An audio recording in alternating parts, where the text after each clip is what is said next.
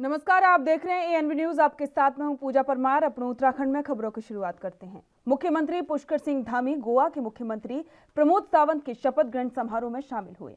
आपको बता दें कि गोवा के श्यामा प्रसाद मुखर्जी स्टेडियम में प्रमोद सावंत का शपथ ग्रहण समारोह का आयोजन किया गया। इस दौरान सीएम धामी ने प्रमोद सावंत को बधाई दी और कहा कि प्रमोद सावंत के कुशल नेतृत्व में गोवा विकास के नए आयाम प्राप्त करेगा।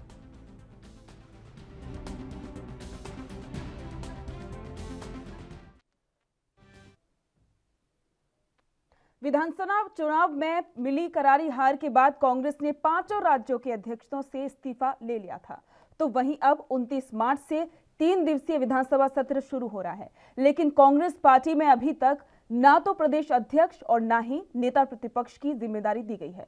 दोनों सीट उत्तराखंड में खाली पड़ी हैं। जब प्रीतम सिंह से सवाल पूछा गया तो उन्होंने कहा कि यहाँ नेता विपक्ष भी होगा और प्रदेश अध्यक्ष भी होगा और दोनों पद कब भरेंगे इसका फैसला राष्ट्रीय नेतृत्व तय करेगा।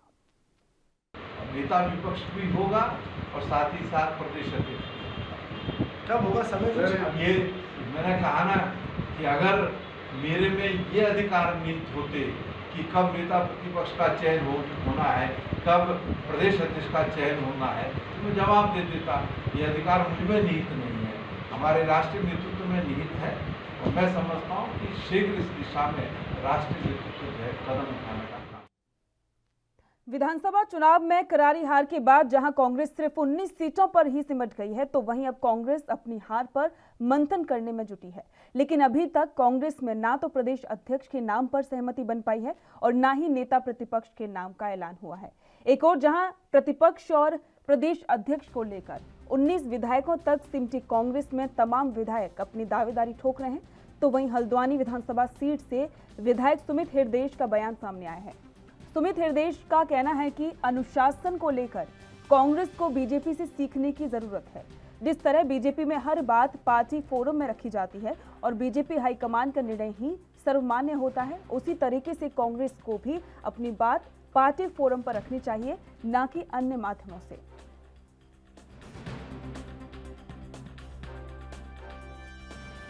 सब प्रतिभावान है, सब दावेदारी पेश करने का पूरा हक है, लेकिन देखिए भारतीय जनता पार्टी से कुछ तो हमें सीखना ही पड़ेगा। वहाँ पे जो मंत्रिमंडल बना, कुछ बना, चाहे उसमें जो भी लोग आए, चाहे मुख्यमंत्री पुष्कर सिंह धामी जी दोबारा बनाए गए और वो हार चुके थे चुनाव, लेकिन वहाँ पे किसी ने मुखर होकर कोई बयान नहीं दिया। तो ये तो देखिए जो हाईकमान का आदेश हो वो सर्वमान्य होना चाहिए। अब उसके बाद अगर हाईकमान एक निर्देश दे दिल्ली से, कई हम सब जितने लोग हैं, चाहे मैं अपनी माता जी की बात करूं, चाहे मैं सुमित हृदयेश की बात करूं, हम सब लोगों को ये जो आज अवसर मिला है विधानसभा में जाने का, विधायक बनने का, ये हमारी पार्टी ने दिया। तो जो पार्टी का हाईकमान है उनका जो निर्देश है वो सर्वोपरि होना चाहिए और उसके आगे सुमित हृदयेश के मुंह से आप कभी बयान नहीं सुनेंगे। जो उनका निर्णय वो उसका। राज्य में 10वीं और 12वीं की बोर्ड परीक्षाएं शुरू हो चुकी हैं। आपको बता दें कि उत्तराखंड विद्यालय शिक्षा परिषद ने पहले ही 10वीं और 12वीं की बोर्ड परीक्षाओं की तिथि घोषित कर दी थी। उत्तराखंड बोर्ड परीक्षा 2022 का आयोजन 28 मार्च से 18 अप्रैल 2022 तक होगा।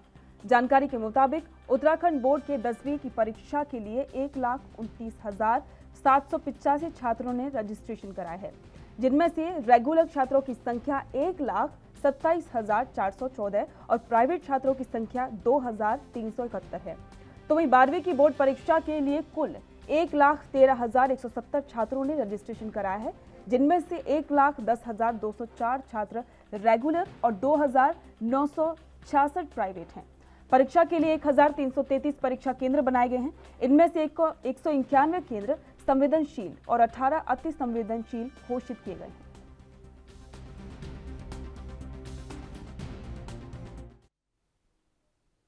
हेमकुंड साहिब की यात्रा की खुलने की तिथि जल्द ही हेमकुंड ट्रस्ट द्वारा घोषित की जाएगी, जिससे पूर्व 418 इंडिपेंडेंट इंजीनियर्स के जवानों द्वारा घांगरिया से हेमकुंड साहिब के आस्था पथ पर पड़े हिमखंडों के साथ ही बर्फ का निरीक्षण किया गया। जानकारी के मुताबिक इस साल मार्ग पर भारी बर्फ होने से मार्ग को खोलने में समय लगेगा, जिसको लेकर अप्रैल महीने के दूसरे सप्ताह से मार्ग को खोलने का कार्य शुरू किया जाएगा।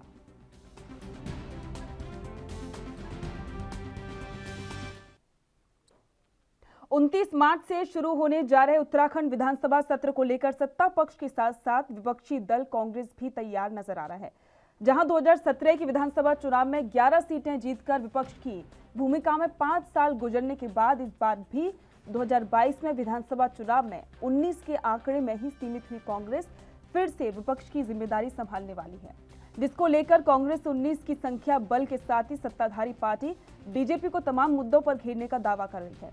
विधानसभा सत्र के लिए देहरादून रवाना होने से पहले हल्द्वानी से कांग्रेस के नवनिर्वाचित युवा विधायक सुमित हृदयेश ने कहा कि भले ही उनके पास 19 की टीम है, लेकिन वे सभी मजबूती के साथ में सदन में अपनी बात को रखेंगे। सुमित हृदयेश का कहना है कि सदन में उनकी तरफ से हल्द्वानी की विभिन्न मुद्दों को रखने वाले हैं, जिसमें से हल्द्वानी में लंबे समय से लंबित विकासपरक योजनाओं को रखा जाएगा।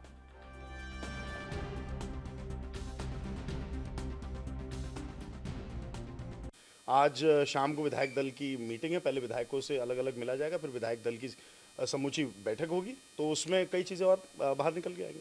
नहीं, देखिए, सब प्रतिभावान है, सब दावेदारी पेश करने का पूरा हक है, लेकिन देखिए भारतीय जनता पार्टी से कुछ तो हमें सीखना ही पड़ेगा।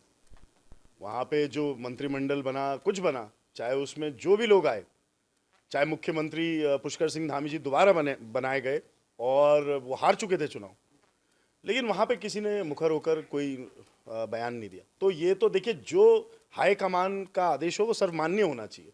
अब उसके बाद अगर हाईकमान एक निर्देश दे दिल्ली से, कई हम सब जितने लोग हैं, चाहे मैं अपनी माता जी की बात करूं, चाहे मैं सुमित हृदयेश की बात करूं, हम सब लोगों को ये जो आज अवसर मिला है विधानसभा में जाने का, विधायक बनने का, ये हमारी पार्टी ने दिया। तो जो पार्टी का हाईकमान है, उनका जो निर्देश है वो सर्वोपरि होना चाहिए, और उसके आगे सुमित हृदयेश के मुंह से आप कभी बयान नहीं सुनेंगे। जो उनका निर्णय वो उसका।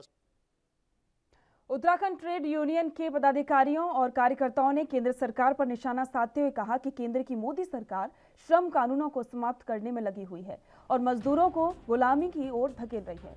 इस मौके पर एटक के उपाध्यक्ष समर भंडारी ने कहा कि सरकार 29 श्रम कानूनों के स्थान पर लाई जा रही है।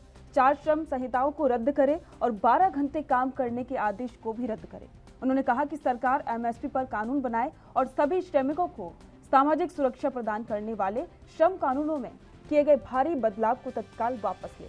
उन्होंने कहा कि केंद्र की मोदी सरकार लगातार बढ़ती महंगाई पर रोक नहीं लगा पा रही है और पेट्रोल, डीजल, गैस के दाम लगातार बढ़ते जा रहे हैं। और आपको ये बात है, ऑल इंडिया ट्रेड यूनियन ने सबने तय किया था कि हम मोदी सरकार को नहीं सुनेंगे। हमारे सार्वजनिक उपक्रम पेश किए गए हैं, हमारे ऑर्डिनेंस हमारे LIC कर्मचारी बैंक कर्मचारी महीने 133 बंदरगाह बेचती, कोल इंडिया बेचती, ONGC का ये निजीकरण की मार्ग।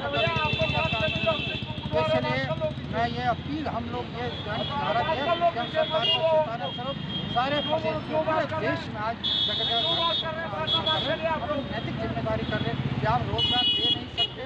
एक्चुअली है क्या कि राष्ट्रीय स्तर पर पहले किसानों पर हमला किया गया, 3 काले कानून लाए गए, अब 4 ऐसे कानून लाए गए हैं जो मजदूर विरोधी हैं, जन विरोधी कानून हैं।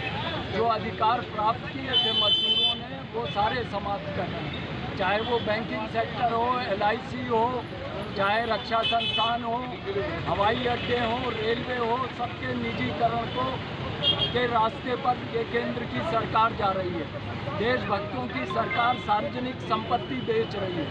रोजगार कहाँ से मिलेगा? अगर ये सब सरकारी संस्थान निजी हो जाएंगे तो रोजगार का अभूतपूर्व संकट आएगा। दूसरी ओर पेट्रोल, डीजल के दाम लगातार बढ़ रहे हैं, रसोई गैस का दाम आसमान छू रहा है। ये तमाम बुनियादी सवालों को लेकर आज राष्ट्रव्यापी ये हड़ताल की गई है, जिसमें सारे केंद्रीय श्रम संगठन शामिल हैं और हम केंद्र सरकार से ये चेतावनी देते हैं कि अगर आप अपना कदम पीछे नहीं खींचते हैं और सारी नीतियाँ केवल कॉर्पोरेट बिग बिजनेस हाउसेज के समर्थन में बनाते हैं तो ये संघर्ष जारी है। हल्द्वानी से कुमाऊं को जोड़ने वाली काठ गोदाम कलसिया पुल के निर्माण में तेजी लाने के लिए कुमाऊं कमिश्नर ने निर्देश दिए हैं।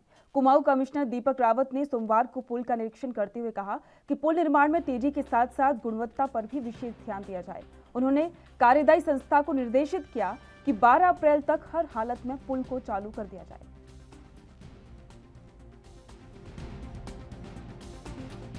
पूरी हो गई थी, लेकिन ट्रैफिक भी बाधित ना हो, तो इसको देखते हुए बेली ब्रिज लगाने का यहाँ पे निर्णय लिया गया है। और आज मैं जो NH डिपार्टमेंट है और जो संबंधित और डिपार्टमेंट से जुड़े हुए हैं उनको लेकर यहाँ पे आया हूँ, और ये तय हुआ है कि इसमें काम दिन रात होगा और 12 तारीख को इसमें जो ट्रैफिक है वो चलने लगेगा। इसकी मॉनिटरिंग मैं पर्सनली कर रहा हूँ और मैंने डिपार्टमेंट से कहा कोई दिक्कत हो मुझे बताएं। डेफिनेटली इंफ्रास्ट्रक्चर तो अच्छा पर्यटन के लिए होना ही चाहिए, इसमें टाइमिंग वाली बात पे बहुत ध्यान रखना होता है, और विशेषकर ऐसे प्रोजेक्ट्स में जो कि क्रिटिकल है ट्रैफिक के लिए, तो इसको हम पर्सनली देखेंगे। और 12 अप्रैल की डेडलाइन जो है। संयुक्त ट्रेड यूनियन के आह्वान पर गांधी पार्क में आंगनवाड़ी आशा कार्यकर्ताओं और भोजन माता PTC अखिल भारतीय किसान सभा समेत कई संगठनों ने धरना प्रदर्शन किया और साथ ही 2 दिन तक चलने वाले प्रदर्शन में आंगनवाड़ी आशा कार्यकर्ताओं ने कार्य बहिष्कार किया। इस दौरान प्रदर्शनकारियों ने वेतन वृद्धि की भी मांग की।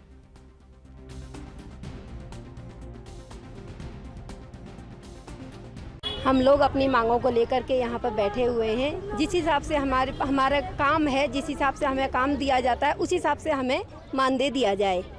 और कोरोना काल में भी हम लोगों ने बहुत रिस्क लेकर के काम किया है, इसका भी मतलब हमें जो है मतलब वो दिया जाए, मानदेय दिया जाए। कितने संगठन है? संगठन यहाँ पर तीन संगठन है। एक आशा कार्यकर्ती है, एक PTC मेंबर है और एक भोजन माताएं हैं। आगे की रणनीति क्या है? आगे की रणनीति है, काम तो हम करेंगे ही, उसी हिसाब से हमें मानदेय दिया जाएगा तो ठीक है, नहीं तो हम लोग फिर हड़ताल।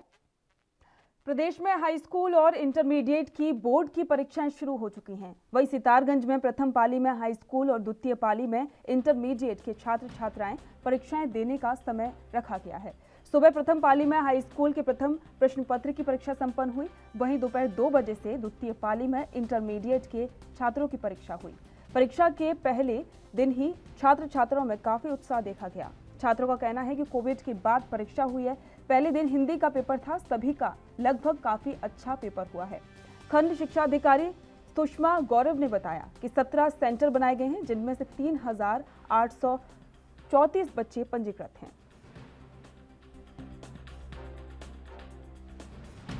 आज बोर्ड का पेपर था हमारा, आज हिंदी का पेपर था। सुबह 7:30 बजे यहाँ पे एंट्री हो गया था, 8 बजे से लेके 11 बजे तक का पेपर था। हिंदी का पेपर था, बहुत बढ़िया गया। पहला पेपर हमारा पेपर तो बहुत बढ़िया गया।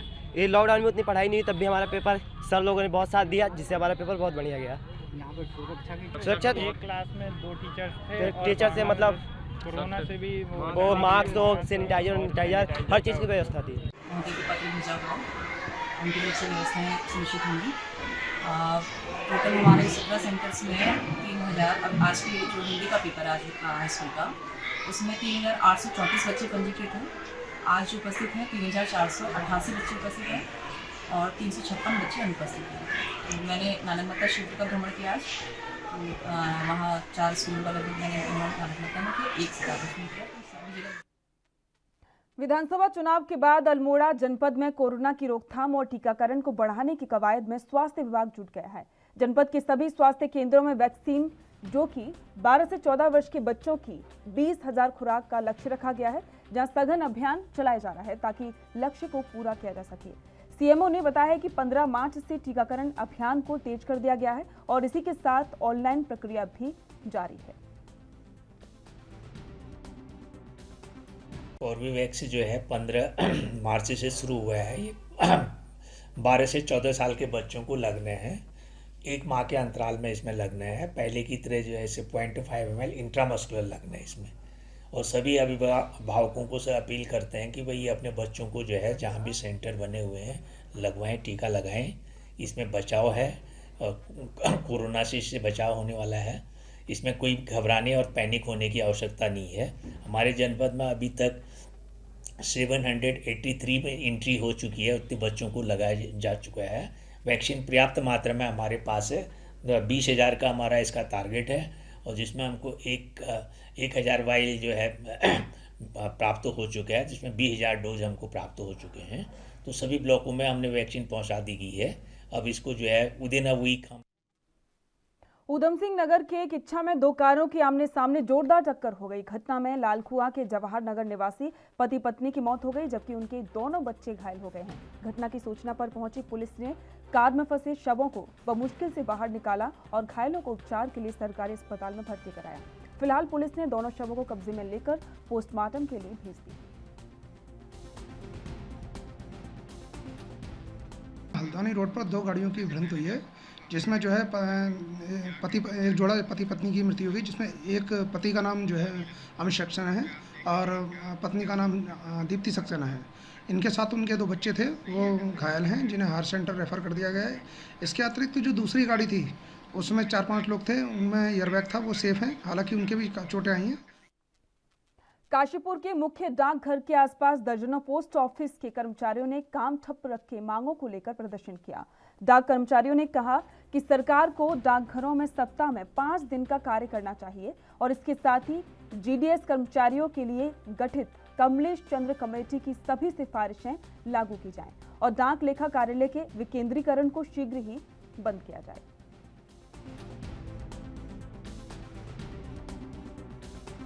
हम लोग 28 मार्च तथा 29 मार्च को AIPU group C central committee के आह्वान पर हड़ताल में शामिल हो रहे हैं।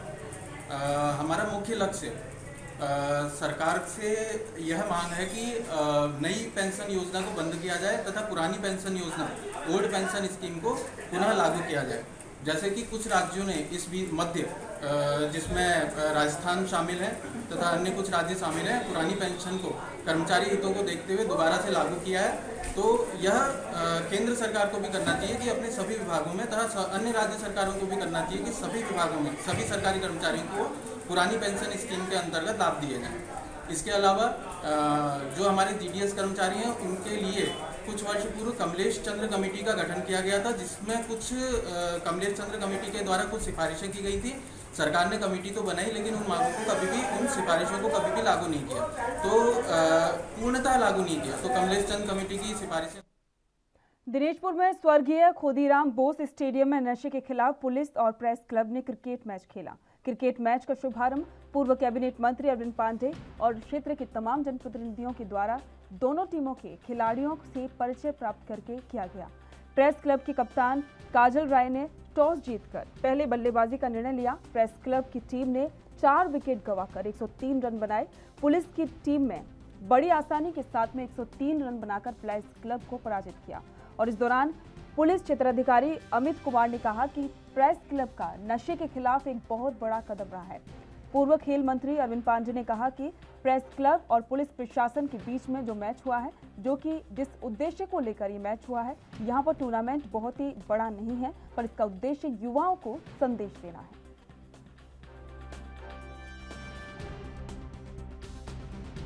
पुलिस का दायित्व है नशे के खिलाफ कार्रवाई करना, ऐसे ही समाज का भी दायित्व है। और मैं ये पत्रकार समुदाय को बधाई देना चाहता हूँ, वो भी इसमें हमारे साथ खड़े हो रहे हैं और इसका विरोध करने के लिए, उत्साह के लिए लोगों को आगे ला रहे हैं। बहुत बहुत धन्यवाद। बहुत अच्छे उद्देश्य के लिए प्रेस क्लब और पुलिस प्रशासन के बीच एक संदेश देने के लिए, युवाओं में संदेश देने के लिए एक बहुत अच्छा ये टूर्नामेंट हुआ है। टूर्नामेंट तो बहुत बड़ा नहीं है, लेकिन इनका उद्देश्य बहुत बड़ा है। मैं दोनों वर्गों के लोगों को, अधिकारियों को, प्रेस क्लब के भाइयों को मैं बहुत बहुत बधाई देता हूं कि बहुत अच्छा काम हुआ है। और मैं ख़ास तौर पे आपके माध्यम से इस क्षेत्र के जितने युवा हैं, बच्चे हैं, मैं उनसे अपील करना चाहता हूं कि बेटा जिस उद्देश्य के लिए हमारे प्रेस क्लब और पुलिस प्रशासन के लोग आज मैच खेल रहे हैं, उस उद्देश्य को पूर्ण करने के लिए सभी बच्चों को नशे से हटकर इस अपने फिजिकली फिट होने के लिए और फिट मूवमेंट, इसके तहत हमारे प्रधानमंत्री मोदी जी का भी ये विजन है और उनका उद्देश्य है। इसके तहत सबको जोड़कर इस उद्देश्य को। कोटद्वार के मुख्य डाकघर के कर्मचारियों ने हड़ताल पर बैठकर सरकार से अपनी मांगों पूरी करने के लिए सरकार के खिलाफ नारेबाजी की। वहीं दूसरी ओर डाकघर में अपना काम कराने पहुंची जनता परेशान नजर आई। हड़ताल पर बैठे कर्मचारियों ने बताया कि कर्मचारियों की पुरानी पेंशन बहाली को लेकर और सरकार का विभागों का निजीकरण करना और हमारा 5 दिन के कार्यकाल को लेकर आज 2 दिवसीय हड़ताल पर बैठे हैं और बताया कि अगर सरकार हमारी मांगें पूरी नहीं करेगी तो हम अनिश्चितकालीन हड़ताल पर बैठ जाएंगे।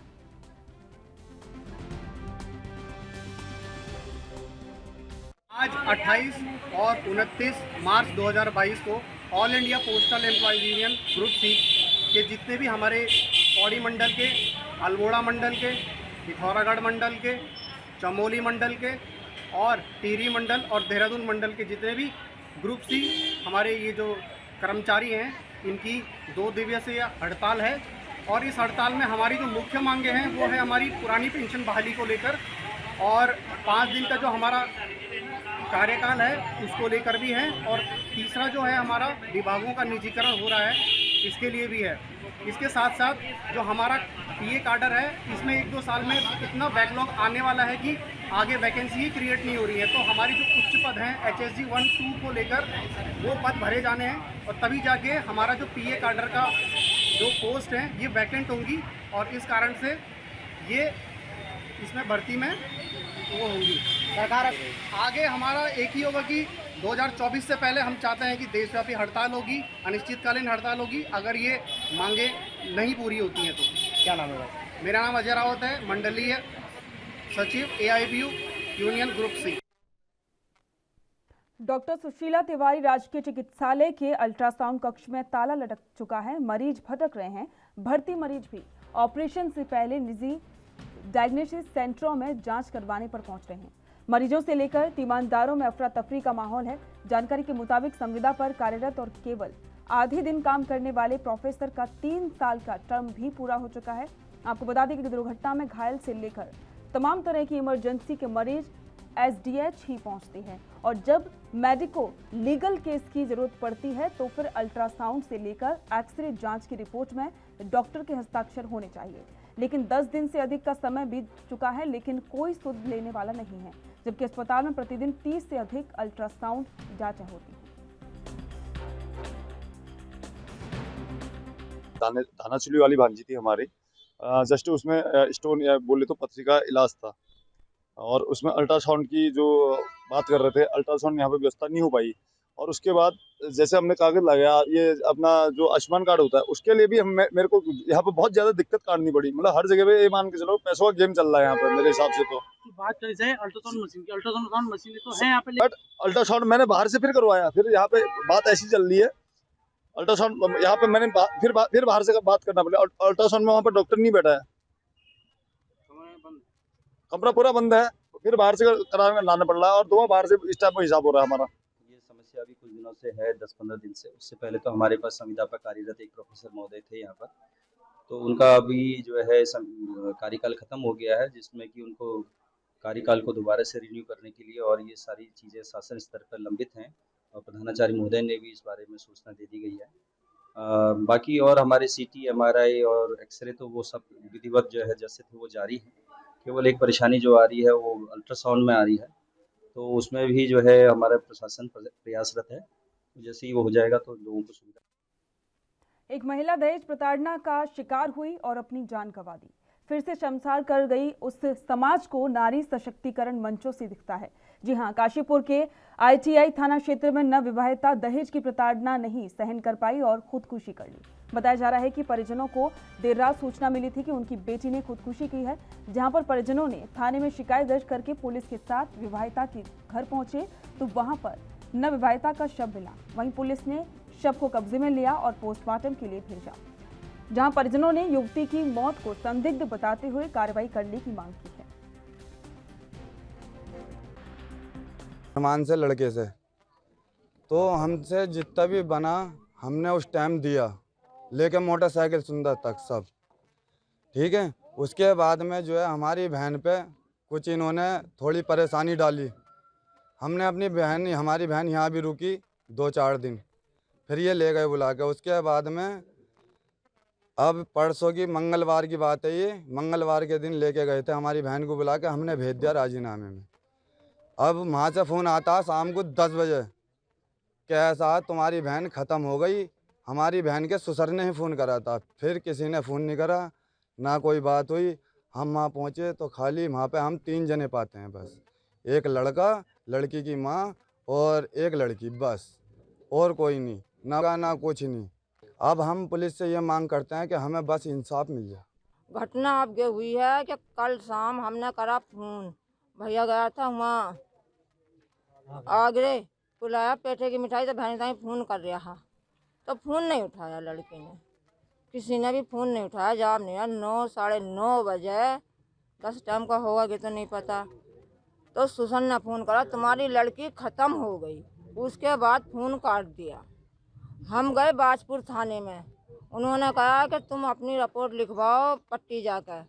पट्टी कही तो उन्होंने कही काशीपुर लिखवाओ। जब काशीपुर हम गए, जब जाकर हमने वहाँ बताया, जब जाकर वो लोग आए, जब देखा हम वहाँ पहुँचे, लड़की हमारी चारपाई पे पड़ी थी। ये एक बाजपुर निवासी एक लड़की की शादी हमारे यहाँ परमानंदपुर में हुई थी। लड़की का नाम साजिया, उम्र 20 वर्ष है। लगभग 1.5 साल पहले उसकी शादी हुई थी यहाँ, जिसमें कल जो है किन्हीं कारणों से इनके आपस में विवाद हुआ। तो विवाद के बाद उसने आत्महत्या कर ली है, जिसका पोस्टमार्टम कराया गया और बाद पोस्टमार्टम बॉडी जो है उनके घर वालों के सुपुर्द की जा चुकी है। अब तहरीर आएगी। ऊधम सिंह नगर जनपद के खटीमा में सड़क पर अतिक्रमण करने वालों को चेतावनी दी गई है। आपको बता दें कि तहसील और पुलिस प्रशासन द्वारा लगातार अतिक्रमण हटाओ अभियान चलाया जा रहा है, लेकिन कुछ दिन बाद स्थिति जस की तस हो जाती है। प्रशासन के नियम कानून की धज्जियां उड़ाते हुए अतिक्रमणकारी बेखौफ ठेले लगाना शुरू कर देते हैं।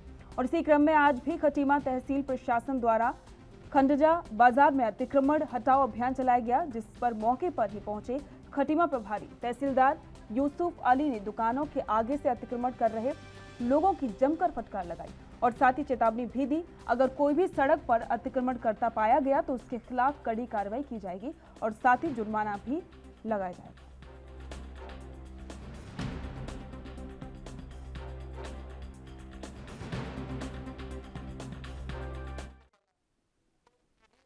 उत्तराखंड में आज से हाई स्कूल और इंटर की बोर्ड परीक्षा शुरू हो चुकी हैं। बोर्ड परीक्षा को लेकर छात्र छात्राएं भी काफी उत्साहित दिखाई दिए।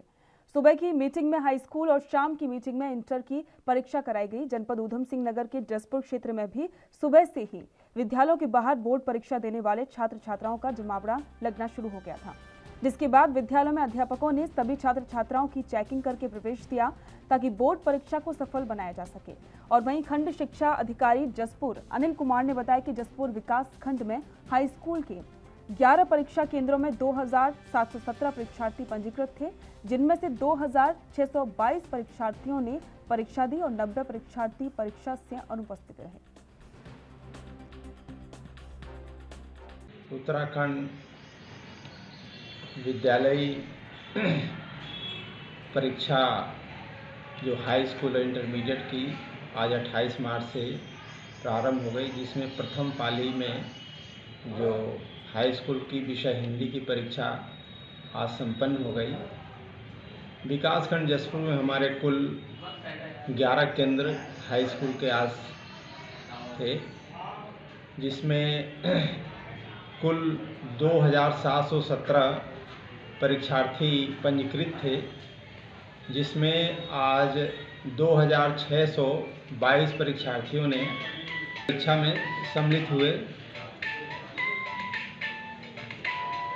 92 परीक्षार्थी आज परीक्षा में अनुपस्थित हैं। बालिकाएँ 33 हैं, बालक 62 हैं। परीक्षा जो हमारी संपन्न हो गई है, 11 परीक्षा केंद्रों में से कहीं से कोई भी अप्रिय घटना चाहे अनुचित निरीक्षण किया गया, जिसमें परीक्षा। और इसी के साथ अपने उत्तराखंड में फिलहाल इतना ही। देखते रहिए ANB न्यूज़। नमस्कार।